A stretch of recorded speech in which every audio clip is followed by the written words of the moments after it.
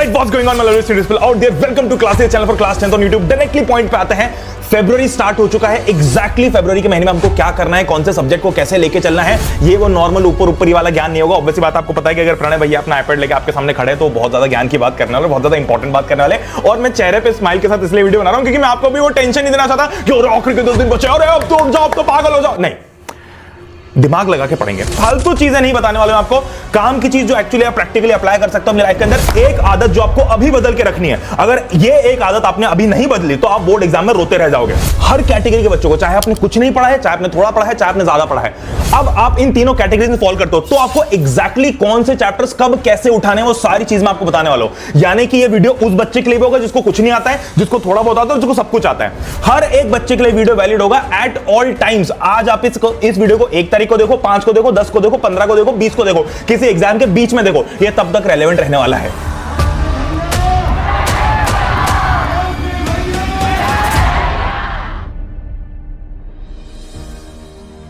Alright, तो सबसे पहले कोई प्रवचन नहीं है, इसमें पेन पेपर लेके बैठ जाना है। सेंसिबल बात करने वाला हूं, इंपॉर्टेंट बात करने वाला हूं। और अगर मैं बोल रहा हूं कि मैं एक वीडियो लाऊंगा पर वो 100 के बराबर होगा तो ऑब्वियसली बात है, अगर मैं 2-3 वीडियो लाऊं तो भैया 300 वीडियोस के बराबर है। तो हर एक वीडियो देखना जरूर। काम की बात करेंगे और एक चीज पहले से ध्यान में रख लो, पहले से एक चीज गांठ बांध लो कि अगर आप किसी भी स्टेट में हो, सबसे पहला माइंडसेट आपके दिमाग में होना चाहिए कि class 10th is going to be the best exam of my life period. इस चीज को सबसे पहले अपने अंदर ऐसा इनकलकेट कर लो कि आपकी रूह ये बोले कि भैया बहुत आसान है 10वीं के एग्जाम और मेरे सबसे अच्छे मार्क्स 10वीं में आने वाले हैं। और मैं आपको इस बात की ऑन कैमरा गारंटी देता हूं, ऑन कैमरा मैं आपकी एग्जाम की गारंटी मैं ले रहा हूं कि आपकी क्लास 10th जो जाएगी वो आपका आज तक का सबसे अच्छा स्कोर लाके देगी आपको।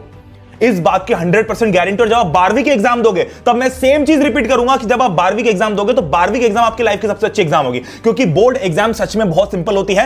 बोर्ड एग्जाम में आपको अगर ऐसा लग रहा है कि भैया मैं तो मेरे स्कूल के ना, मैं अपनी क्लास के अंदर बैठता हूं तो मेरे किसी से भी ज्यादा मार्क्स नहीं आते, मेरे आसपास बहुत सारे टॉपर्स बैठे हुए हैं, तो बोर्ड का जो पेपर बनता है वो आपके स्कूल के लेवल के हिसाब से नहीं बनता है। बोर्ड का पेपर बनता है हमारे देश के अंदर जो हजारों लाखों स्कूल और जो करोड़ों बच्चे हैं उनको साथ में, उनको लेवल रख के, उनका एवरेज लेके बनता है कि हर एक बच्चा अटेम्प्ट कर पाए। हो सकता है भैया आपका स्कूल बहुत हाई फाई, उसमें बहुत सारी फैसिलिटीज हो, लैब्स हो और आईटी सिस्टम्स हो, स्मार्ट बोर्ड्स हो, सब कुछ हो, और कोई स्कूल बेचारे ऐसे भी जहां पर टीचर्स ही नहीं आते पढ़ाने के लिए, तो उनको सबका एवरेज लेके चलना है। तो इसलिए बोर्ड का पेपर होता सिंपल ही है। और अगर बाय चांस बोर्ड का पेपर ऐसा होता है कि एवरेज से डिफिकल्ट निकल गया तो फिर चेकिंग सिंपल होती है। मैं आपको एक चीज बताता हूं, जब मैं फिजिक्स का पेपर देके निकला था 12वीं बोर्ड के बाद में, सब बच्चे रो रहे थे। मेरे को भी लगा था कि भैया अपन पास हो जाए, बहुत बड़ी बात है। मेरे 90 मार्क्स आए थे, उसमें से 100 में से कितने आए थे? 90 मार्क्स।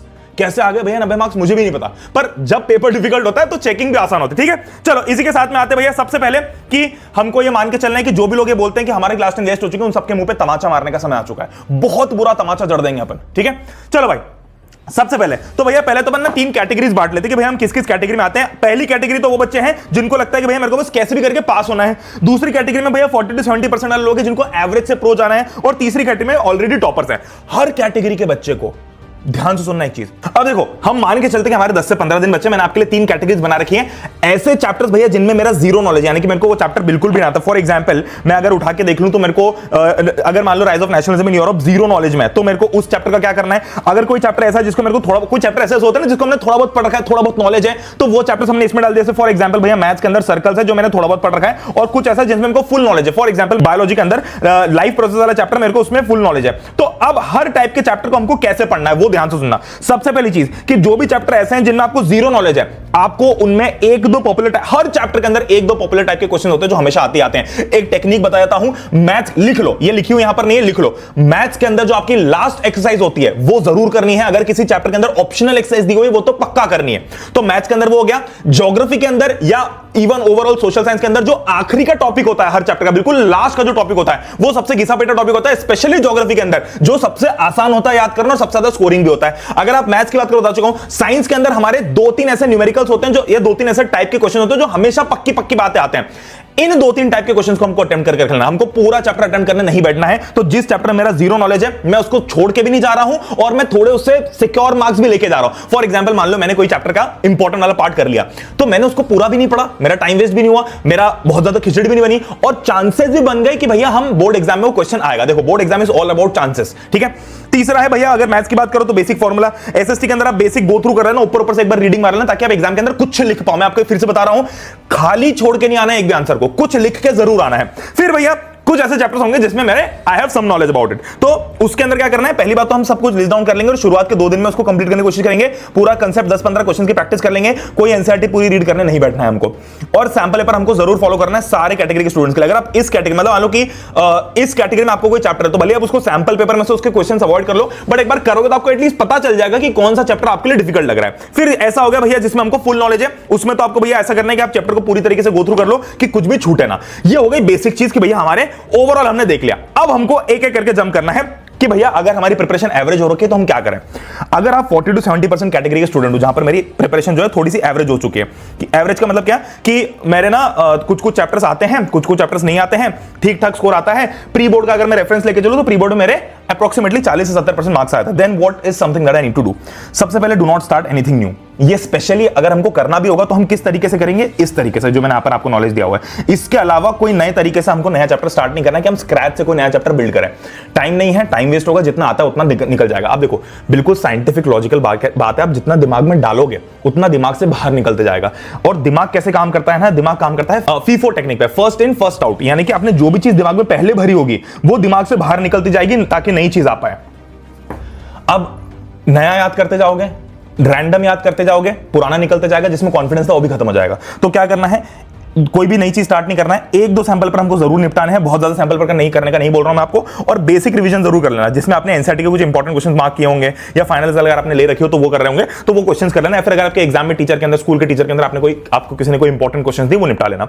अब आते हैं भैया लेस प्रिपरेशन वाले पे कि हमारी प्रिपरेशन बहुत कम है। तो सबसे पहला हमारा गोल होना चाहिए पासिंग मार्क्स सिक्योर करना। कैसे पासिंग मार्क्स सिक्योर करेंगे वो बताऊंगा। देखो हम क्या करते हैं, हमारी प्रिपरेशन तो कुछ नहीं हो रही भैया और हम चल दिए बिल्कुल पहाड़ तोड़ने के लिए। मैं ये नहीं कह रहा कि पहाड़ तोड़ना गलत है, मैं कह रहा हूं कि जिस रास्ते पे पहाड़ तोड़ने जा रहे हो वो उन लोगों का रास्ता है जो ऑलरेडी आधा पहाड़ काट चुके हैं। आप बिना पहाड़ काटे पूरा पहाड़ तोड़ने निकल गए, वो सबसे बड़ी मूर्खता है। तो हमको सबसे पहले तो ये मेक श्योर करना है कि भैया मेरा गोल ठीक है, मैंने कुछ नहीं पढ़ा फिर भी मेरा एम है कि भैया 100 में से लाऊंगा। बहुत अच्छी बात है, बहुत अच्छा कॉन्फिडेंस है, बट उस कॉन्फिडेंस पे चलने का जो रास्ता है आपका थोड़ा सा अलग होगा, स्टेप बाय स्टेप होगा। ऐसा नहीं कि भैया उसने देखो कैसे क्या, भैया उसने तो अपनी पहले उसने तो ना मर्सिडीज खरीद ली तो अभी सीधी मर्सिडीज खरीदता हूं। अरे भैया उसने पहले कोई और गाड़ी खरीदी होगी, कोई और गाड़ी खरीदी होगी। तो हम वो स्टेप बाय स्टेप फॉलो करें ना। तो अगर आपको कुछ नहीं आता है तो हमारा पहला गोल होगा पासिंग मार्क्स सिक्योर करके रखना। फिर कोई भी अननोन चीज नहीं उठाएंगे, कोई भी सैंपल पेपर उठाने की भी जरूरत नहीं कि भैया जनरली मैं बोलता हूं कि सैंपल पेपर उठा लो, बट अभी हमको चूंकि कुछ आता ही नहीं है तो सैंपल पेपर उठाने की जरूरत नहीं है अभी फॉर नाउ। और सिर्फ इंपॉर्टेंट क्वेश्चन और क्विक एक्सप्लेनेशन से हम फोकस करेंगे। अब कौन से ऐसे चैप्टर से ध्यान से सुनना जो हमारी प्रायोरिटी पे है, जो हमारे पासिंग मार्क्स सिक्योर कर सकते हैं। ये मैंने पूरी लिस्ट बनाई हुई है, मैं आपको बार बार बता चुका हूं कौन से ऐसे चैप्टर से जो आपको पासिंग मार्क्स सिक्योर करेंगे। सबसे पहले साइंस की बात करते हैं। साइंस के अंदर भैया बायोलॉजी के 25 मार्क्स, नेचुरल रिसोर्सेज के 5 मार्क्स, 30 मार्क्स ऐसे आपके सिक्योर हो गए। और इनमें से अगर आप घुसो तो आप फिर भी ह्यूमन आई कर सकते हो जो सबसे आसान चैप्टर्स हैं। और अगर केमिस्ट्री में घुसो तो केमिकल रिएक्शन एंड इक्वेशन कर सकते हो, और मेटल कर सकते हो, या एसिड बेसिस भी कर सकते हो। कार्बन वगैरह थोड़े से डिफिकल्ट चैप्टर्स हैं या थोड़े से लेंथी चैप्टर्स हैं। तो पहले हमने पासिंग मार्क्स इन कुछ चैप्टर्स को सिक्योर कर लिया, फिर हम एक स्टेप आगे बढ़ेंगे। फिर भैया सोशल साइंस के अंदर मेरे को सबसे पहले कौन से चैप्टर्स करने हैं। सोशल साइंस के अंदर भैया सबसे पहले अपन करेंगे इकोनॉमिक्स और उसके बाद करेंगे सिविक्स। हमने यहां से 40 मार्क्स पूरे सिक्योर कर लिए, कोई जरूरत नहीं हिस्ट्री में जाने की, कोई जरूरत नहीं ज्योग्राफी पढ़ने की। हम 40 मार्क्स पहले यहां से सिक्योर कर लेंगे, फिर उसके बाद में तीसरी प्रायोरिटी पे ज्योग्राफी पे जम करेंगे और उसके बाद में लास्ट में फिर हिस्ट्री पे जम करेंगे। अब मैथ्स के अंदर क्या करें भैया, मैथ्स के अंदर भैया सबसे पहली प्रायोरिटी की हम नंबर सिस्टम उठा लें। दूसरी प्रायोरिटी है कि हम स्टैटिस्टिक्स एंड प्रोबेबिलिटी पूरा निपटा ले। तीसरी प्रायोरिटी की हम यहां जहां पर भी मैंने 4-4 घंटे एक दिन लिखा हुआ है ना, जैसे पर्टिकुलरली ये 3 चैप्टर ये उठा लिया हमने। कोऑर्डिनेट ज्योमेट्री ये 6 मार्क्स का पूरा आता है, ये उठा ले। तो यहां से हमने पासिंग मार्क्स सिक्योर कर लिए। फिर हम एक एक करके एक स्टेप आगे जाएंगे। अब हर चैप्टर को पढ़ने का तरीका कैसा है, सिंपल तरीके हैं। वन शॉट देख लो, इंपॉर्टेंट क्वेश्चंस कर लो, फाइनल एसल है तो फाइनल एसल प्रैक्टिस कर लो। आज की डेट पे भी वो बुक रेलेवेंट है, अगर नहीं तो कोई बात नहीं, आप आगे दूसरी चीजें कर सकते हो प्रैक्टिस, ठीक है। अब हम आते हैं भैया, अगर हमारी प्रिपरेशन अच्छी हो रखी है, जिसमें कुछ बच्चे फॉलो करते होंगे, मतलब मैक्सिमम तो एवरेज प्रिपरेशन वाले ही हैं, तो उस केस में जितने भी अननोन टॉपिक्स उनको आज अभी सॉल्व कर लो। अब भी अगले 1-2-3 दिन में आपको सारे अननोन टॉपिक्स निपटा लेने, क्योंकि अगर हम सब कुछ कर चुके हैं, मतलब हम ऑलमोस्ट रेस पार कर चुके हैं, बस थोड़ा सा जो मार्किंग है ना उसको भी थोड़ा सा पार कर लें एक बार, तो हमारी नैया पार लग जाएगी। तो हमको जितने भी ऐसे अननोन टॉपिक्स जो हमने थोड़े बहुत अभी छोड़ रखे हैं उनको पार कर लेना है। सैंपल पेपर मस्ट है, आपको हर 2 दिन में एक सैंपल पेपर लगाना है, इसकी आदत बना लो। और डेली रिवीजन करना है पुरानी चीजों का। प्रेजेंटेशन रिवीजन कैसे करना मैं आपको पिछले वीडियो के अंदर बता चुका हूं, जिस वीडियो के अंदर मैंने पूरा रिवीजन के ऊपर वीडियो बनाया था, तो वो वीडियो जरूर देख लेना। अब प्रो प्रेजेंटेशन, भैया प्रेजेंटेशन कैसे रखना है? तो प्रेजेंटेशन के लिए भैया मैथ्स के अंदर आपको हर स्टेप पे फॉर्मूला लिखना है। ऐसा नहीं कि आपने ऊपर एक वैल्यू लिखी, फॉर एग्जांपल आप कोई भी क्वेश्चन करने निकले, आपने एपी का कोई भी फॉर्मूला किया और उसमें सीधे नीचे आंसर लिख दिया, ऐसा नहीं करना। हमको स्टेप बाय स्टेप लिख के चलना है, एक एक फॉर्मूला, और उसके ऊपर बॉक्स लगाना है, प्रॉपर प्रेजेंटेशन करना है। एसएसटी के अंदर कभी भी पैराग्राफ में आंसर नहीं लिखना, सिर्फ पॉइंट्स में लिखना है। साइंस के अंदर भी जब आप कुछ चीज लिखो, कोई भी आंसर लिखो, तो उसको हमेशा अंडरलाइन करना। फिजिक्स का न्यूमेरिकल करो तो बिल्कुल मैथ्स की तरह करना है। ये बेसिक चीज हो गई। अब भैया आते हैं आखिरी के 10 दिन के ओवरव्यू पे, जो कि इस वीडियो का सबसे इंपॉर्टेंट पार्ट है। तो आखिरी के 10 दिनों में, आखिरी के कुछ दिनों में मुझे क्या करना है?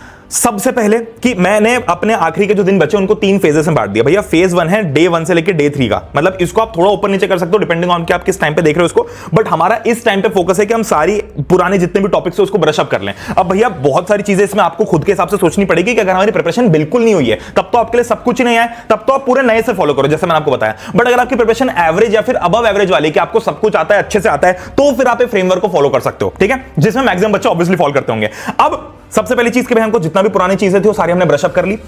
अगले फेज में यानी कि अगले जो 4-5 दिन होंगे उसमें हम लैंग्वेज और लेस गैप वाले सब्जेक्ट्स करेंगे। लैंग्वेज मतलब भैया क्या कि हम क्या करते हैं, इंग्लिश हिंदी बिल्कुल छोड़ देते हैं। अब मेरी जान देखो, इंग्लिश हिंदी में आपके पास में 10 दिन की छुट्टी नहीं है। मैं आपको ना पूरा टाइम टेबल बताने वाला हूं कि ये आपका टाइम टेबल, इसके आपको प्रिंट आउट निकाल के सामने रखनी है, एक एक करके समझेंगे अपन। और फेज 3 में जो आखिरी के दिन बचे उसमें हमको जितने भी सैंपल पेपर है वो करने हैं और एक एक्स्ट्रा सब्जेक्ट उठाना है टिल 11th 12 तारीख से लेके, या अगर आपका मैथ्स की प्रिपरेशन थोड़ी ठीक ठाक हो रखी है तो 13 तारीख से लेकर आपके एग्जाम वाले दिन तक आप सिर्फ मैथ्स पढ़ोगे। उसके पहले हम फिर भी कॉम्बिनेशन में चल सकते हैं। एक चीज का ध्यान रखना भैया, बिल्कुल भी एक गलती मत करना कि एक दिन should never be equal to 1 chapter. यानी कि ऐसा कभी मत करना कि आप एक दिन में सिर्फ कोई एक चैप्टर या सिर्फ कोई एक सब्जेक्ट उठा के उसको पढ़ रहे हो। यह सबसे बड़ी मूर्खता होगी। चाहे आप सोचो कि भैया मेरा आधा ही चैप्टर होगा तो आधा होने दो, आधा कल कर लेना, बट आज उस आधे के साथ में एक दूसरा चैप्टर क्लब करना बहुत जरूरी है, दूसरा सब्जेक्ट क्लब करना बहुत जरूरी है। यह सबसे बड़ी गलती जो बच्चे करते कि आज हम बैठे एक चैप्टर उठाया पूरा चैप्टर निपटा लेंगे। अरे वो मत करो। पूरे दिन में सिर्फ एक चैप्टर एक सब्जेक्ट करोगे तो पागल हो जाओगे, सब भूलने लग जाओगे। तो एक दिन में एक चैप्टर उठाया, जितना हो सकता है उतना किया, और दूसरा चैप्टर भी उठा लिया, दूसरे किसी सब्जेक्ट का, लाइट सब्जेक्ट का, कोई थ्योरी सब्जेक्ट का कंबाइन कर लिया और दूसरे सब्जेक्ट को कर लिया। अब जो लास्ट में हमको यह ध्यान रखना है कि आखिरी में 40 मिनट से लेकर 60 मिनट का हमारे पास में एक स्लॉट होना चाहिए जिसमें हम रिवीजन कर पाए। रिवीजन कैसे करना है फिर से मैं डिटेल में उस वीडियो में बता चुका हूं, तो पिछले वीडियो को जाकर देख लेना जिसमें मैंने पूरी रिवीजन के ऊपर डिटेल आपको बता रखी है। अब भैया इस चीज को आपके सामने रखना है आपको पेश, ताकि आपको अपनी औकात और कितना टाइम है सब पता चलते रहे। मैथ के बाद में आपके पास में सिर्फ 3 दिन है। 3 दिन मतलब कैसे? 17 तारीख को मैथ्स का पेपर है, मैं उस दिन को काउंट नहीं कर रहा हूं, ऑल्दो हमको उस दिन पढ़ना पड़ेगा बट मैं फिर भी उस दिन को काउंट नहीं कर रहा हूं। 18, 19, 20, 21 को पेपर हो गया, फिर उसके बाद में प्लस 3 दिन है साइंस के लिए, फिर उसके बाद में प्लस 1 दिन है सिर्फ आईटी के लिए, फिर 0 दिन है संस्कृत के लिए, यानी कि 27 को आपने आईटी का पेपर दिया, 28 को। अब मैक्सिमम बच्चों के केस में या तो आईटी होगा या संस्कृत होगा, तो आप दोनों में से कोई एक ही पेपर दे रहे हो इफेक्टिवली। फिर भैया हिंदी का पेपर है 1 दिन के बाद में, तो अगर आपका आईटी का पेपर है और फिर हिंदी का पेपर है तो आपके पास में फिर भी 2 दिन है ना। और लास्ट में सोशल साइंस का पेपर है जिसमें आपके पास में 4 दिन की छुट्टी है। सोशल साइंस 4 दिन में मैं करा दूंगा, सोशल साइंस 4 दिन में फिर भी मैं करा दूंगा। मैं रोज लाइव आके आपका पूरा सोशल साइंस निपटा दूंगा, इस बात की मैं पूरी गारंटी दे रहा हूं, और इतने अच्छे से समझाऊंगा कि आप एग्जाम में कुछ भूल ही नहीं पाओगे। तो सोशल साइंस तो आप पढ़ लोगे, मैं पढ़ा दूंगा, सब जगह पढ़ सकता, आप उसकी कोई दिक्कत नहीं है। बट अल्टीमेटली बस प्रॉब्लम यह है कि ऐसा नहीं करना कि हम बिल्कुल उसके भरोसे बैठे रहे। भैया मैंने तो आज सब कुछ छोड़ दिया क्योंकि आपने बोला था कि आप आके पढ़ाओगे। अरे भाई खुद तो कुछ करना पड़ेगा ना। तो अब हमें क्या करना है भैया, लेस गैप वाले सब्जेक्ट कौन से हो गए मेरे? सबसे पहले तो भैया सबसे इंपॉर्टेंट है साइंस। मेरे पास में साइंस में सिर्फ 3 दिन की गैप है। अब 3 दिन में आप पूरा फिजिक्स, पूरा केमिस्ट्री, पूरा बायोलॉजी अगर ऐसे करने की सोच भी रहे हो तो भी आपको आज कुछ आना चाहिए, तब आप बिल्कुल ठस होके नहीं जा सकते। तो आज आपकी सबसे पहले प्रायोरिटी है कि आप साइंस पे फोकस करो। आज आपकी सबसे पहले प्रायोरिटी है आप सोशल साइंस पे फोकस करो, क्योंकि उसमें 4, फिर भी सोशल साइंस में थोड़ा ज्यादा दिन है, साइंस में बिल्कुल कम दिन है। तो क्या करना है? Science plus language. लैंग्वेज के अंदर भी आप इंग्लिश के आपके पास में फिर भी 3 दिन है, हिंदी के लिए आपके पास में कम दिन है, आईटी जैसे सब्जेक्ट के लिए आपके पास में कम दिन है। तो इनको इतना कर लो एटलीस्ट कि हम थोड़ा समझ पाए। आप देखो करना कैसे, एग्जैक्टली बता रहा हूं। कुछ मैंने पूरी कैटेगरी बना रखी है। अब यहां पे मैं आपको इतनी डिटेल में एक चीज बताने वाला हूं कि आपकी एग्जाम के अंदर जिस भी सब्जेक्ट में गैप कम है, तो लेस गैप लेस प्रिपरेशन वाले अगर कोई सब्जेक्ट है तो उनको हमको आज 1 से लेकर 10 तारीख तक कैसे पढ़ना है। अगर कोई ऐसे सब्जेक्ट जिसमें गैप ज्यादा है प्रिपरेशन कम है तो कैसे पढ़ना है। अगर ऐसे सब्जेक्ट है जिसमें गैप कम है प्रिपरेशन ज्यादा है तो उनको कैसे पढ़ना है। मतलब मैं आपको इतनी डिटेल में ये आज फिगर आउट करके बताना चाहता हूं कि आपको 1 से 10 फरवरी के बीच में आगे का भी ध्यान रखना है। ऐसा नहीं कि भैया सिर्फ आज का ध्यान रखा, क्योंकि हो सकता है किसी सब्जेक्ट में गैप कम और आपकी प्रिपरेशन भी कम हो, तो क्या करोगे वो मैं आपको बताने वाला हूं। तो भैया कुछ ऐसे सब्जेक्ट्स होंगे जिनमें आपकी less gap less preparation. Particularly सिर्फ लैंग्वेज की बात करूं तो अगर कोई लैंग्वेज के केस में ऐसा है कि इंग्लिश, हिंदी, आईटी में आईटी को भी लैंग्वेज में गिन रहा हूं, संस्कृत को भी लैंग्वेज में गिन रहा हूं, तो ये चारों हो गए लैंग्वेज सब्जेक्ट्स। अगर इन लैंग्वेज सब्जेक्ट्स में कोई ऐसा सब्जेक्ट है जिसमें गैप कम है और प्रिपरेशन भी कम है तो हमको क्या करना है? सबसे पहले तो भैया आज 1-2 दिन में हमको सारे इंपॉर्टेंट टॉपिक्स और क्वेश्चंस को कहीं से भी ढूंढ के रख लेना, पूरा अपने पास में एक सोर्स होना चाहिए, और प्रिपेयर 70% थोरली एंड 30% रफली। यानी कि हमको ये मेक श्योर करना है कि आने वाले कुछ दिनों में हम 70% उस सब्जेक्ट का थरोली पढ़ ले, थरोली अच्छे से पढ़ ले, और 30% को ऊपर ऊपर से पढ़ ले, ताकि अब क्या होगा, जो 70% हमने पढ़ा वो भी हम थोड़ा थोड़ा भूलेंगे भैया, क्योंकि 20 दिन हो चुके होंगे एग्जाम जब तक आएगी उसकी, और 30% तो हम बिल्कुल भूल जाएंगे। अब होगा क्या, जो आपको गैप में 1-2 दिन मिला है या 3 दिन मिला है, उन 1-2-3 दिन में जब आप वापस पढ़ोगे तो आपको कंसेप्ट फटाफट ब्रशअप होने लग जाएंगे। अगर आप कुछ नहीं पढ़ोगे तब तो आपको जीरो से पढ़ना है, बट अगर आज आपने लिस्ट डाउन कर लिया कि भैया इंपॉर्टेंट टॉपिक क्या, इंपॉर्टेंट क्वेश्चन क्या है, मतलब पहले वाला पॉइंट आना चाहिए था, फिर वाला पॉइंट आना चाहिए था, तो पहले आपने ये थरोली पढ़ के ये लिस्ट डाउन कर लिया कि इंपॉर्टेंट चीजें क्या क्या है, तो आप उस टाइम पे एटलीस्ट फोकस्ड रह पाओगे अपनी पढ़ाई में, आप क्लूलेस नहीं घूमोगे। तो ये बहुत जरूरी है। अगर मेन सब्जेक्ट की बात करूं तो लेस गैप लेस प्रिपरेशन वाले मेन सब्जेक्ट कौन से हो गए, साइंस हो गया, सोशल साइंस हो गया, क्योंकि मैथ्स में तो आपका पहले ही पेपर है तो उसमें तो गैप भी आपके ज्यादा है, तो इफेक्टिवली सब कुछ गैप ही है। अब क्या करना है, 2-3 सबसे इंपॉर्टेंट टाइप के क्वेश्चंस होते हैं हर चैप्टर के, वो अभी लिस्ट डाउन करके लेना, तब के लिए वेट मत करना। यानी कि फॉर एग्जांपल अगर आप लाइट का चैप्टर उठाओ तो लाइट के अंदर आपको पता है कि स्पेसिफिकली हाँ भैया ये टॉपिक्स बहुत इंपॉर्टेंट, क्योंकि मैं थ्रू आउट ईयर मेरे सारे टीचर्स मेरे को ये बोलते आ रहे कि भैया ये टॉपिक बहुत इंपॉर्टेंट है, ये एग्जाम में आता है, ये बहुत इंपॉर्टेंट है। सोशल साइंस की बात करें तो भैया आप लोगों को पक्का पता है कि unification of Italy, unification Germany, ये बहुत इंपॉर्टेंट टॉपिक्स होते हैं। तो ऐसे टॉपिक्स को हाईलाइट कर लो, ऐसे टॉपिक्स को पढ़ना चालू कर दो, ताकि क्या हो कि एग्जाम टाइम पे आपको ये नहीं ढूंढना पड़े कि अब इंपॉर्टेंट क्या है। ठीक है, फिर हमको सबसे पहले कवरेज पे फोकस करना रादर देन डेप्थ, यानी कि भैया हमको समुद्र को ऊपर ऊपर से पढ़ना है, डीप में नहीं जाना। हमको ये मेक श्योर करना है कि जितने भी क्वेश्चंस एग्जाम में आए मैं उनमें कुछ अटेम्प्ट कर पाऊं, रादर देन कि भैया आपने सिर्फ 2 टॉपिक पढ़े और इतनी डीपली पढ़ ले कि आपको सब कुछ आता है। अरे उससे फर्क नहीं पड़ता, अगर हम बाकी क्वेश्चंस अटेम्प्ट नहीं कर पा रहे हैं तो किसी काम का नहीं है। मैथ्स के केस में फिर भी आपको टॉपिक्स को थोड़ा, अब मैथ्स के केस में रिवीजन कैसे करना मैं आपको बता चुका हूं, बट मैथ्स के केस में इतना ध्यान रखना कि जो टॉपिक के जो टाइप का क्वेश्चन आपको आता हो बार बार रिपीट नहीं करना कि भैया एक ही टाइप का क्वेश्चन बार बार करते आ रहे फील गुड कराने के लिए। और ये ध्यान रखना कि हमको 40% सिलेबस थोड़ा नाइसली कंप्लीट करना है और 40% ओवरऑल ऊपर ऊपर से करना है, 20% हम छोड़ देंगे। 20% छोड़ देंगे मतलब क्या कि तब हमारे पास में टाइम होगा तो हम कर लेंगे, या फिर हम बिल्कुल ही छोड़ देंगे। अब भैया छोड़ना तो कुछ नहीं है ना, ऊपर ऊपर से सब कुछ पढ़ना है, तो एटलीस्ट आज की तारीख में हमको 40% अपना सिलेबस नाइसली प्रिपेयर्ड होना चाहिए और 40% अपन बाद में, मतलब 40% ओवरऑल पढ़ लेना, ताकि एग्जाम टाइम में हमको दोनों चीजों का बैलेंस मिल जाए। ऐसा ना हो कि भैया हमने सिर्फ 4 चैप्टर पढ़े थे बहुत अच्छे से, अब पता चला 10 चैप्टर तो कुछ नहीं पढ़े। तो हमको आज ही मेक श्योर करना है कि भैया अगर टोटल 10 चैप्टर आ रहे हैं तो उसमें से 4 में अच्छे से पढ़ लूं, 4 में ऊपर ऊपर से पढ़ लूं, ताकि एग्जाम टाइम में जो अच्छे से पढ़े वो तो फटाफट याद आ जाए, जो ऊपर ऊपर से पढ़े उनको मैं डीपली रिवाइज कर लूं, जो बच्चे हुए 2 में से सिर्फ इंपॉर्टेंट क्वेश्चन करके एग्जाम में चले जाऊं। मेरी बात समझ आ रही है? बहुत ही इंपॉर्टेंट चीज बता रहा हूं मैं आप लोगों को। अगर मान लो 10 चैप्टर्स हैं, इन 10 में से भैया मेरे को 4 तो अच्छे से करने हैं कि एग्जाम टाइम में मैं इजीली रिवाइज कर पाऊं, 4 जो अगले होंगे उनको मैं थोड़ा ऊपर ऊपर से करूंगा ताकि एग्जाम में मैं थोड़ा डीपली पढ़ के उसको निकाल पाऊं, और जो बचे हुए 2 चैप्टर्स हैं इनको मैं ऐसा करूंगा कि सिर्फ ऊपर ऊपर से इंपॉर्टेंट क्वेश्चंस पढ़ के एग्जाम में चले जाऊंगा। तो मेरा ओवरऑल बैलेंस बन जाएगा। अगर आज मैं सिर्फ ये 4 चैप्टर करता हूं और इनमें से कुछ नहीं करता हूं तब एग्जाम टाइम में लोड बढ़ जाएगा। ठीक है, अब लेस गैप्स गुड प्रिपरेशन वाले मेन सब देखो, अगर लेस गैप्स गुड प्रिपरेशन अगर आपकी लैंग्वेज में तब तो कोई दिक्कत नहीं हो, तो बेसिक चीज हो गई। मेन सब्जेक्ट में क्या करना है कि भैया अगर हमको कोई सी चीज ऐसी जो नहीं आती तो अभी कर लेना, एग्जाम्स का वेट मत करना। कोई टॉपिक ऐसा है कि भैया मेरा ये सब्जेक्ट बहुत स्ट्रांग है बट इसमें ये टॉपिक नहीं आता, तो एग्जाम का वेट मत करना कि मैं तब देख लूंगा, आज करके खत्म कर दो। हमारा 1 से 10 में सब कुछ कंप्लीट हो जाना चाहिए। दूसरा, 2 सैंपल पर एटलीस्ट हमको करना है हर सब्जेक्ट के बिफोर 13 फरवरी। और जो चीज हमको नहीं आती कि हमको पहले दिन गैप वाले डे, जिस दिन मान लो मेरा एग्जाम है, फॉर एग्जांपल मेरा यहां पर मैथ्स का पेपर है, अब मैं मैथ्स का पेपर देके आया, फॉर एग्जांपल चलो इंग्लिश का पेपर देके आया, 21 तारीख को इंग्लिश का पेपर देके आ गया। इंग्लिश का पेपर देके आओगे तो उस दिन पढ़ना तो पड़ेगा क्योंकि अगला साइंस का पेपर है, बड़ा पेपर है, तो ऐसा तो नहीं कर सकते कि पूरे दिन छुट्टी मार लो। तो आज ही हम लिस्ट डाउन कर ले कि भैया इंग्लिश के पेपर से जब मैं आऊंगा तो मेरे को कौन सी चीजें सबसे पहले निपटानी है, ताकि तब मेरी एनर्जी कम होगी, मेरे को ऑलरेडी पता है कि क्या पढ़ना है, मैं फट से पढ़ लूंगा और फिर बचे हुए जो 3 दिन उनमें फोकस करके पढ़ाई कर लूंगा। तो ये आज ही लिस्ट डाउन करके रख लो, बहुत इंपॉर्टेंट चीज है। अब किसी भी हालत में ये चीजें नहीं करना है भैया, एक तो ग्रुप स्टडी बिल्कुल नहीं करना है, दूसरा दोस्तों से पूछना कि भैया तेरा कितना, वो भी नहीं करना है, कोई भी आपको सच नहीं बताएगा। तीसरा, नॉट मीटिंग फ्रेंड्स, यानी कि आपको ये मेक श्योर करना है कि आप रोज के 30 मिनट अपने दोस्तों के साथ मिलो। मैंने फिक्स किया था अपनी 10वीं और 12वीं के बोर्ड में कि मैं रोज आधा घंटा अपने दोस्तों से रोज मिलूंगा। आधा घंटा निकाल लो, एग्जाम के एक दिन पहले 15 मिनट निकालो, बट वो मिलना बहुत जरूरी है। वो मिलके जितना आपका ब्रेन स्टिमुलेट होता है ना, वो उससे ज्यादा किसी भी चीज से नहीं हो सकता। तो दिन भर अगर आप रगड़ रगड़ के पढ़ रहे हो तो आप भूलते चले जाओगे। वो 15-20 मिनट 30 मिनट का आपको रिलैक्सेशन जरूरी है, और ये गूगल मीट पे नहीं करना, फोन पे नहीं करना, वीडियो कॉल पे नहीं करना, फिजिकली मिलकर करना। दोस्तों के साथ बाहर जाओ, स्कूटी पे घूमने चले जाओ, थोड़ा बहुत मोमोज खाने चले जाओ, पर अवॉइड करना कुछ भी ऐसा उल्टा सीधा खाना। वही अगला पॉइंट यही कि डाइट को इग्नोर मत करना। और लास्ट में waking up very late. Last में एक सबसे इंपॉर्टेंट अल्टीमेट हैबिट चेंज बताने वाला हूं कि भैया एक आदत जो आपको अभी बदल के रखनी है, अगर ये एक आदत आपने अभी नहीं बदली तो आप बोर्ड एग्जाम में रोते रह जाओगे। सबसे पहली चीज कि भैया हमें 8 बजे से पहले उठना चाहिए। मैं ये नहीं बोल रहा कि तुम रात को मत पढ़ो, दिन में पढ़ो, अर्ली टू बेड 4 बजे उठो, नहीं, पर 8 बजे उठने की आदत अभी से डाल लेनी है, क्योंकि एग्जाम टाइम में 10:30 बजे पेपर होगा, 9:30 बजे आपको घर से निकलना पड़ेगा, 9 बजे आपको घर से निकलना पड़ेगा, तो 8 बजे तो आपको किसी भी गिरी पड़ी हालत में उठना पड़ेगा, चाहे आपका सेंटर कितनी भी पास में हो, या हो सकता है कि आपको थोड़ा और पहले उठना पड़े। तो ये 8 बजे उठने का आदत अभी से डाल लो, वरना ऐसा होगा कि भैया एग्जाम के 2 दिन पहले तक तो आप 11-12 बजे उठ रहे हो, भले ही रात भर पढ़ रहे हो, कोई दिक्कत नहीं है, बट जब आप एग्जाम के दिन लेट उठोगे या फिर आपकी उठने की हैबिट नहीं बनेगी, वो 15 दिन की बायो साइकिल नहीं बनेगी आपकी बॉडी की, तो उस दिन बहुत दिक्कत आएगी।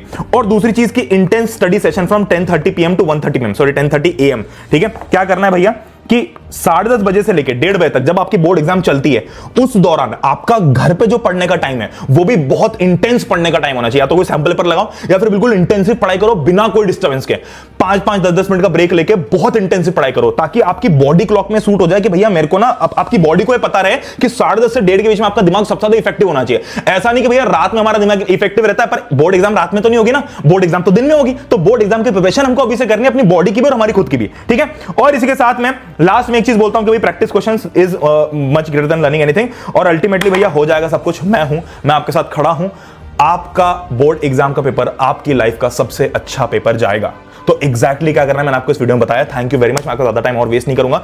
इस वीडियो की जो मैंने स्लाइड्स है, ये जितना भी मैंने कंटेंट ये सारा यूज किया हुआ है, ये सारा मैं आपको टेलीग्राम पे अपलोड कर दूंगा। टेलीग्राम चैनल मेरा ज्वाइन कर लेना, उसके ऊपर बहुत सारी इंपॉर्टेंट चीज आती है। मैं आपके लिए हाईलाइटेड एनसीईआरटी भी लेके आने वाला हूं कि आप अगर एनसीईआरटी पूरी नहीं पढ़ सकते हो तो सिर्फ हाईलाइटेड पॉइंट्स एनसीईआरटी के वो भी मैं आपके लिए जल्दी लेके आऊंगा। कोशिश कर रहा हूं जल्दी से जल्दी बनाने की, थोड़ा सा टाइम लगता है, एनसीईआरटी डिटेल्ड है तो बैठ के बहुत मुश्किल काम है वो, बट मैं आपके लिए करने को तैयार हूं। टेलीग्राम के ऊपर ज्वाइन कर लेना।